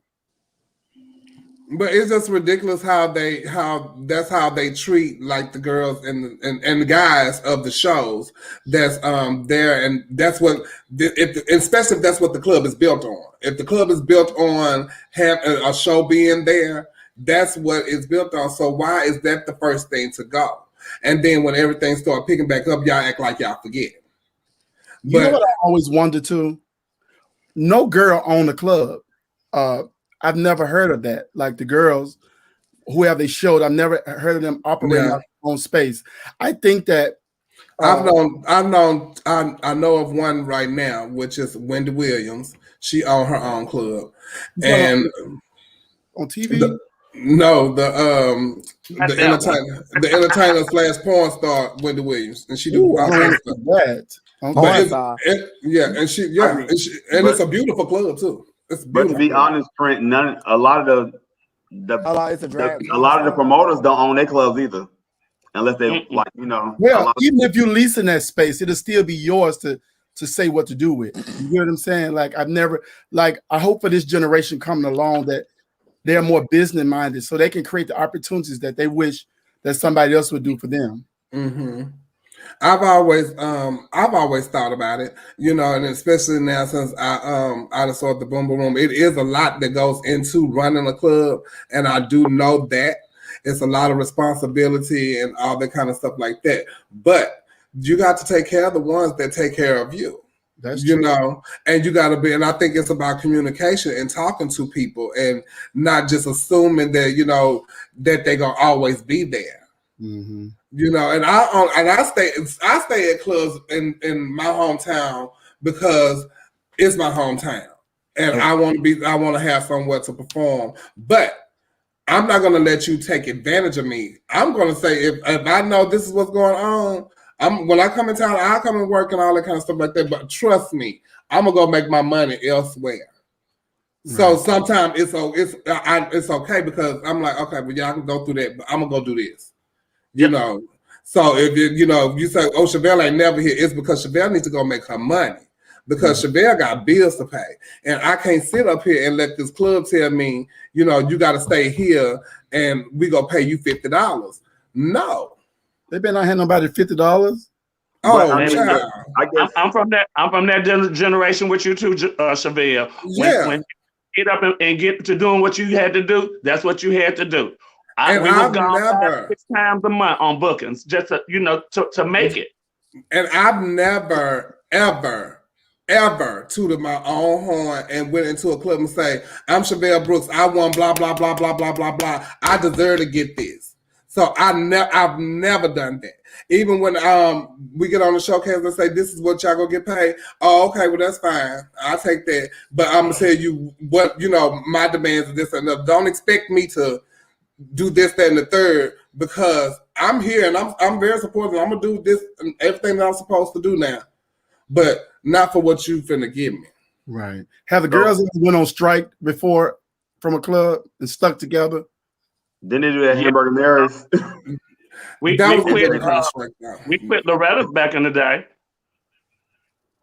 Actually, I was the first one to quit.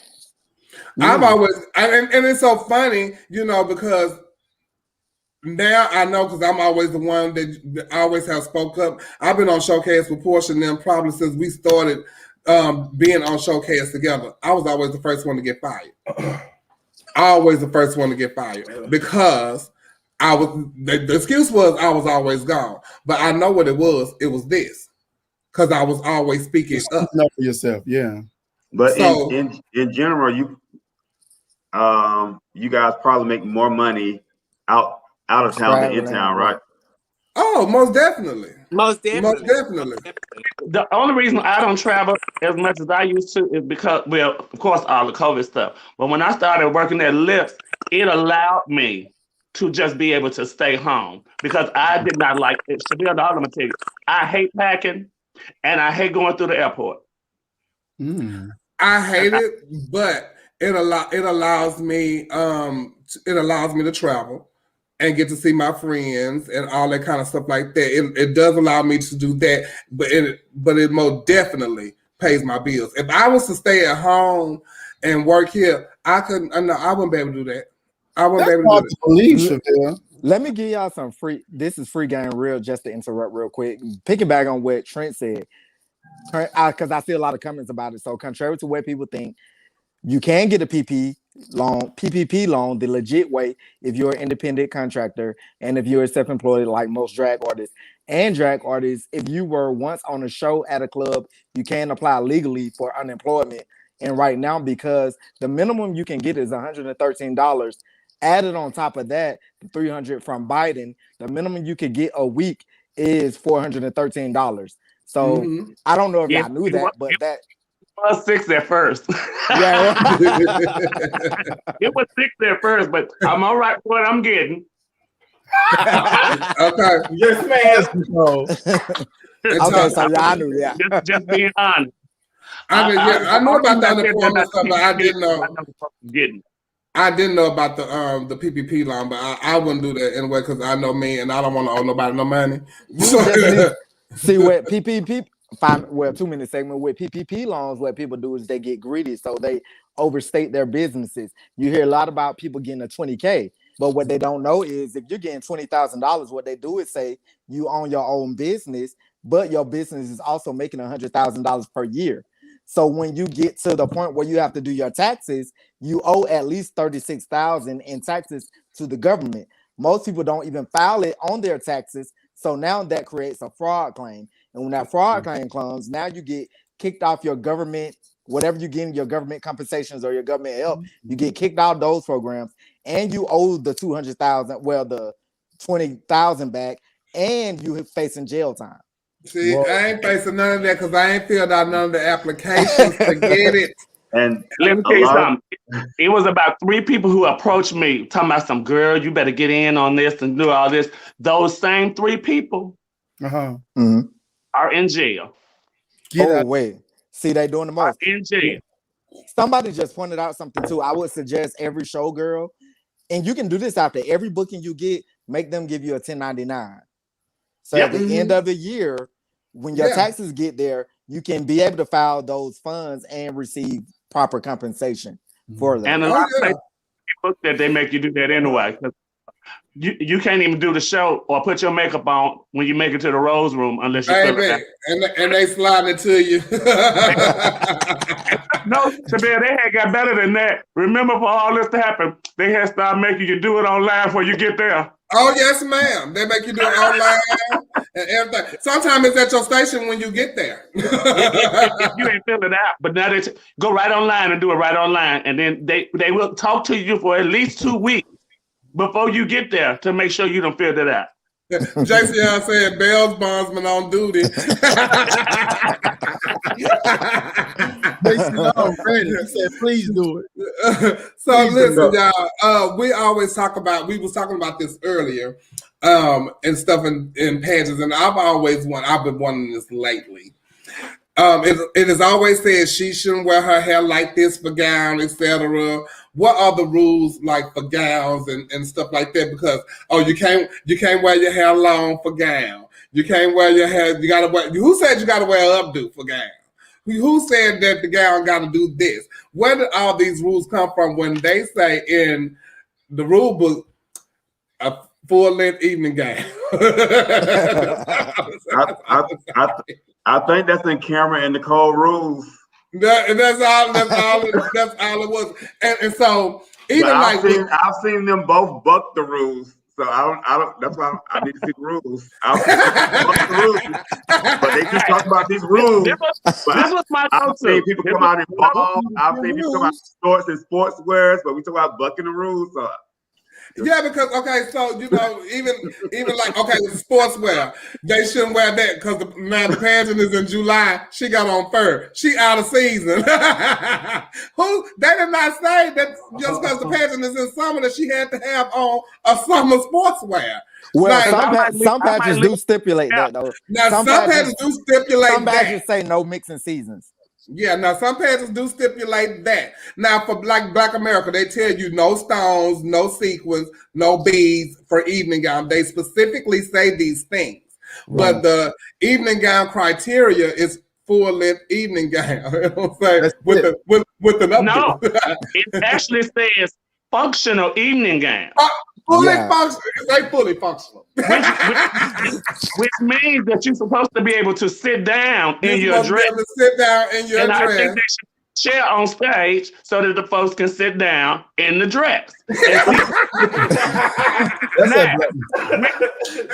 we talking about bucking the system. I want the evening gown. I got flack over that for about 2 months. Don't y'all remember when Mimi Marks wore a bomb for evening gown? I wore one in Miss Texas in '99. White girls been wearing their long for evening gown for years. Oh, and actually it was '97. I think Yoshiko was the first one I saw wear her hair down for gown. It was really pretty. I remember that. I don't seen a lot of them do it. But when I did it 1 year. When I judged you at Vogue when you water bob, a few people asked me, "Did you take off a Necole bob?" I said no. They said, "Well, why not?" I said because there's nowhere on the sheet that says she couldn't wear her hair in a bob. It was pretty. It was done right. It wasn't dry. It looked good to me, so I couldn't take off. And see, I'm a simple judge like that too. To me, my rule of thumb is this: if it looks good and it makes sense, I have no reason to take out for it. Yeah. So I always used to live off through Necole used to always say this: people don't know what they like until they see it, and exactly. You might when you see something you like, I like it. That's it. Mm-hmm. And some people in pageantry, they're so confined to this box that they don't know how to go outside that box and create a moment for themselves. And when you create a moment, either it's going to work well for you or it might not work well for you, but you're creating a moment. And if it worked well for you, you have secured the bag. Wasn't it Christina Piaget that won the bob? at Continental, and she wore the black guy with the black bob back in like the early '90s. Back in the day. She looks Christina used to look D'Angelo. Christina D'Angelo, yeah. Yeah. You know, so I just think it's your own interpretation of evening gown, as long as it's a full length gown and fully functional, as Necole said. Now, somebody in the comments say, "What is the proper length?" Now, I don't want them to get confused because when it comes to tailoring, there are a such thing as proper tailoring. Now, that's different from opinionated stuff. Give you a couple fun facts. I'm going to use my very good sister Raquel for example. Raquel, when you go to your fitting, take your shoes. Take your shoes. And if you wear pants and all that, everything that you go wear for your evening gown when you go take that to your fitting. Yes, that's what I'm saying. And when you come out for evening gown, I'm not supposed to see your whole shoe unless you have a split in your evening gown. Yeah, split in the back. I was taught that. Unless it's a split in the back or split on the side, that's the only way I'm supposed to see your whole shoe. Because baby, I ain't even supposed to know if they got a buckle on it, or if it's a pump or what. I just told them that Glamorous, they should have started letting us wear them wear the flats, because I'm supposed to see the tip of the shoe anyway. I'm gonna pick it back. Necole, I'm coming right behind you, but for the males, because many males for some reason don't know the proper lengths and stuff when it comes to suits and sleeves and tailoring. So like with men with pants, the hem of your pants are supposed the bottom of the hem of your pants are supposed to stop at the top of your heel in the back of the shoe. What you do is the trick to it is you get your pants tailored at a slant. So in the front it's higher and it droop down to the back. That way there won't be no buckles. Come on, now can you please talk to them about your cup on your shirt in your suit? So the reason why I judge when it comes to the length of your sleeve, a 1/4 inch of your sleeve, not the jacket, a 1/4 inch of your sleeve, which have your cuff on it, is supposed to be showing. If it's longer or shorter than that, it's too long or too short. That's because you're really supposed to be able to see your button or your cuff length. You say what now? Because you're really supposed to be able to see your button or your cuff length. Yes, that's why it's supposed to be a 1/4 length of your sleeve showing. This is what I'm talking about qualified judges. So, so is this in the rule book somewhere? Is that in the rule book somewhere? If you look up proper male grooming for silver, that's in that rule book. I'm just asking this is the rules. Y'all big on rules. That's called tailoring. That's called tailoring, though. Yeah. No, but y'all big on rules. No. But tailoring is part of judging. Tailoring is part of. Is it in the rule book? Because y'all big on rules. Oh, yeah. Wait, baby. Yes, that's not making rules. That's male suit tailoring. Wait, hold on, Cam. Yes, it is when they say fit. That's in the rule. Fit. It ain't just in your waist. That ain't fit. That means the tailoring, the suit, the length of your gown, and all. That's what fit comes in. So that is in the rule. Right. Just like with all that cinch waisting and all of that the men be doing. That's why when they take it to that lady, she say, "Oh, you want the gay fit? Oh, you want the gay? Hello." You talking about Miss June? Yeah. No, Michelle, you want the gay fit? The guys. That's what they call that. That's why they have custom tailoring. That's why you go get your suit and you have them custom tailored to you. That's why when you get things made, it is custom made for you. Right. Yeah, and for the big girls out there who watching, let me explain something else to y'all too. When all of y'all want to wear the peplum because you think they'll give you a shape, but a lot of your peplums don't be made right.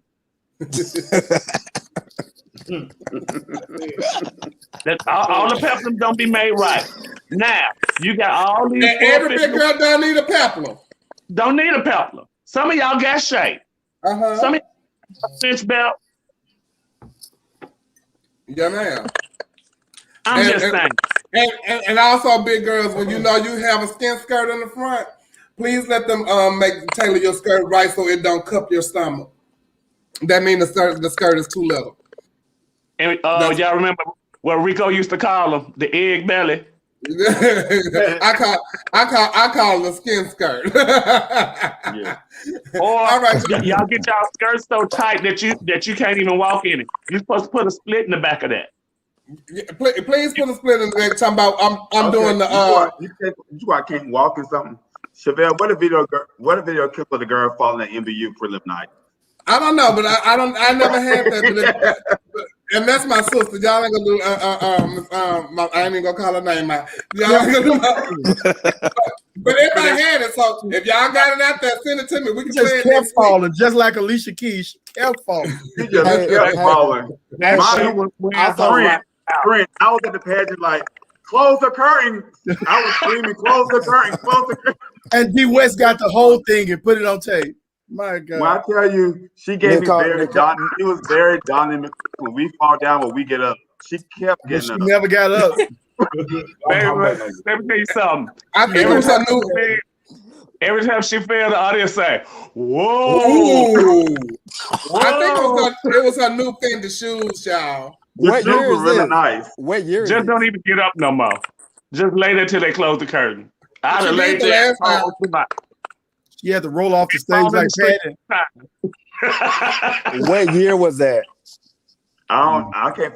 It was at the Jungle that year. It was at the Jungle that year. But I forgot what year it was. Angelique. See, I wasn't gonna say her name. We go on a commercial. We'll be right back. Y'all make this hair.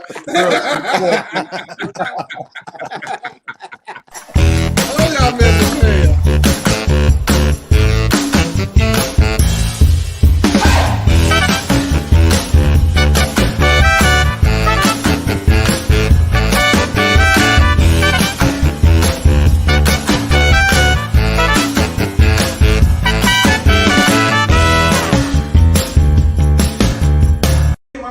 Shit out you right now. Who?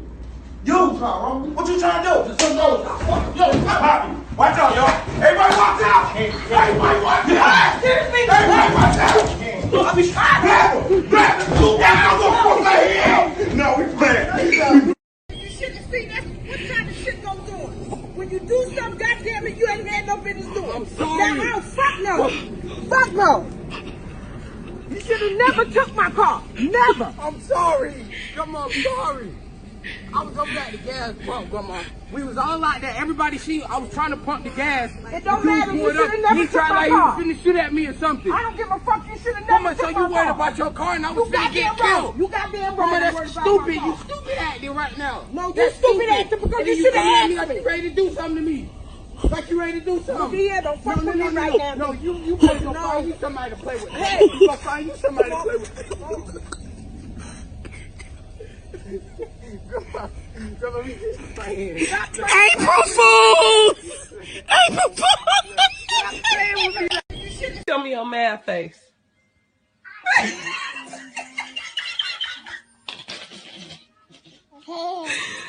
Show me again.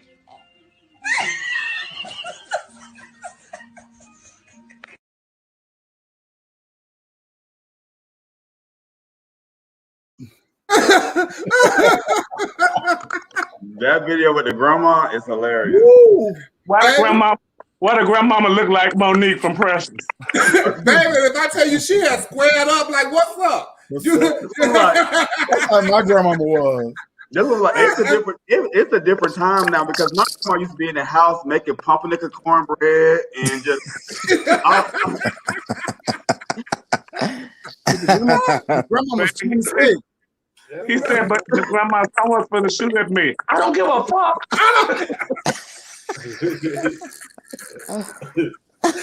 want to know. Oh my goodness! Had my grandma cussed me out, I would just been over it. Girl, if I tell you, and my grandma had did something for me yesterday that was so hilarious, and she had never done. I can't say it on here because my cousin's probably watching. And I ain't supposed to say that, but she had told me. I was in her room asking her for some cookies, and she's like, "Come here, let me whisper something in your ear." So I laid there. She had whispered something in my ear. I said, "Oh, okay." I can't tell you what. I'll tell y'all what it is later. I said, "Oh, okay, girl." We high-fived each other. She gonna say, "No, don't you tell nobody. It's just between me and you." Because them over there, they talk too much. I was like, oh, okay. She's talking about my mama now. I got it.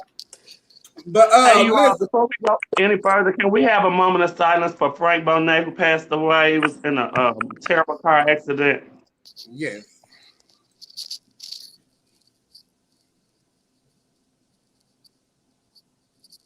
So rest in peace, Frank, and blessings and prayers to the family.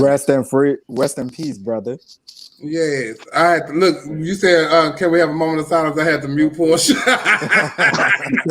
You know, silence over there. Silence over there. I had to mute Porsche. So yeah, we're gonna talk about relationships right quick before we get up out of here because I had one to ask this question and somebody else did too.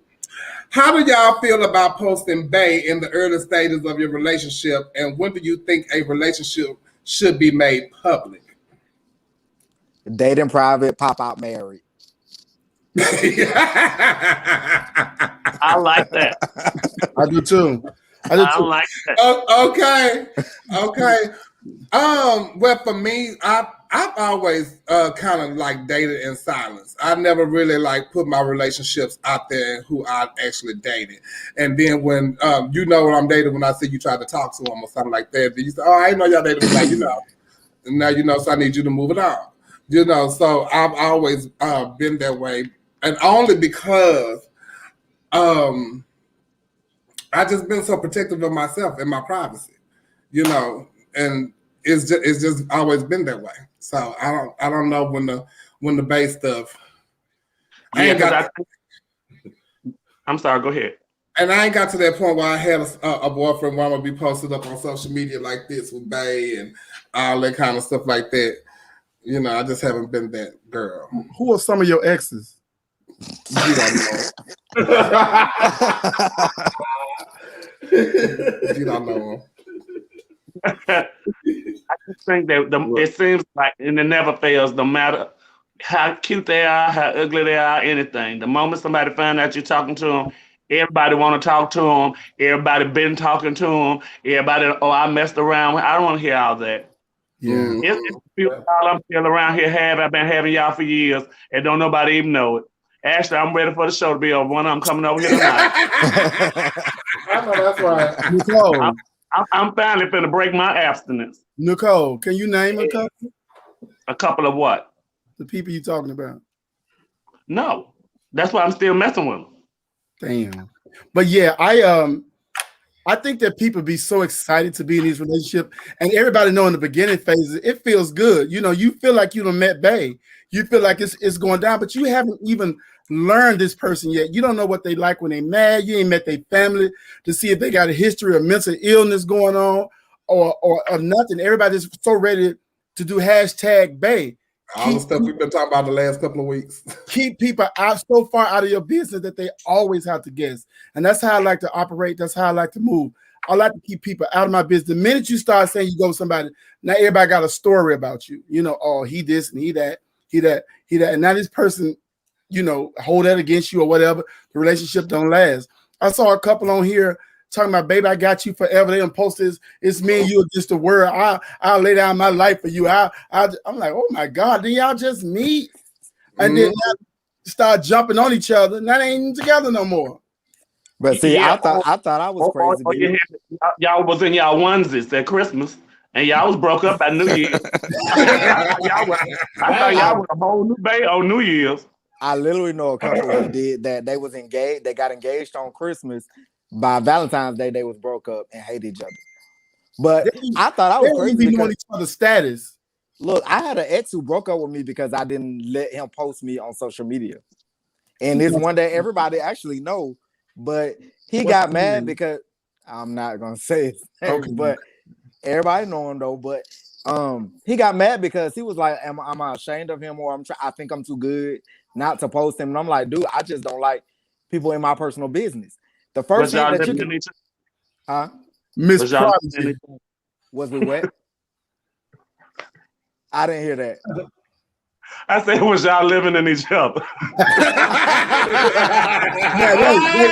Wait. It's not living in each other. You supposed to post them. Oh, we was living in each other and together. So, but I was still with that. You supposed to post them in case something happened. They'll know who did it. I'm glad I didn't post some shit because I was a fool the whole time. This girl said she What you got to say about it, Neil? Y'all ain't letting Neil say what he got about the base situation. Come on, Neil. Because I don't see Neil saying nothing about no base. No, I don't say nothing about bays, but I do post them in my stories or whatever. I don't say the titles or X, Y, and Z because it's nobody else's business. If I'm in a relationship with somebody, we're in a relationship, we go out with each other, friends, but you know, the bunnies are crazy, and like the mind of a bunny is real tricky. So, you know, Easter bunny, the bunny, Cadbury bunny. Can you define bunny? The bunny, the butch queens, the bunnies, they're real tricky. Ain't you? So, yes, you'll introduce a butch queen to your man, say I love him, and that butch queen be like, "Oh, what's your Instagram name?"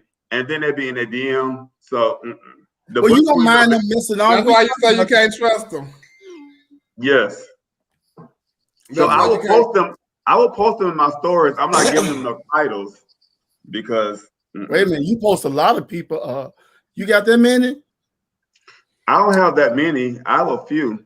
And family members, remember? I do. And it's hard. It's hard. It's hard juggling them. But nobody said the road will be easy. Identify them, Trent. Let me how you identify. But it say fave. You know what?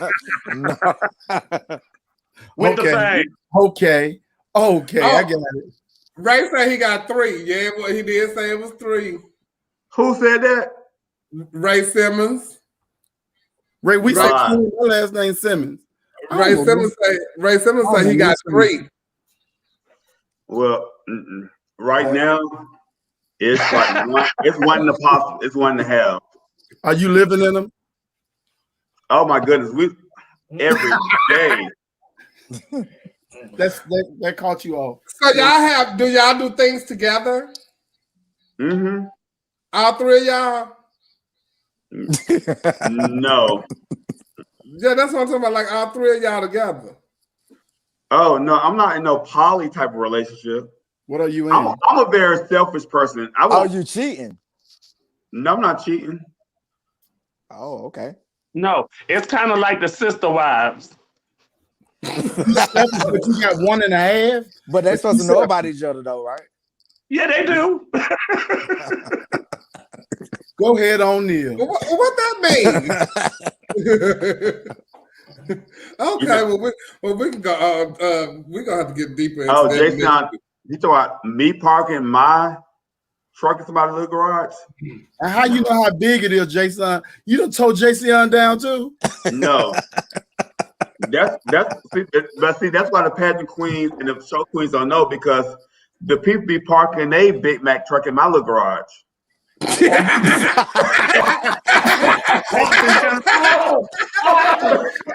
and gentlemen, please do not forget to subscribe. Please subscribe to Chevelle Brooks 75 on YouTube, y'all. We thank y'all for coming and tuning in. We are here each and every week.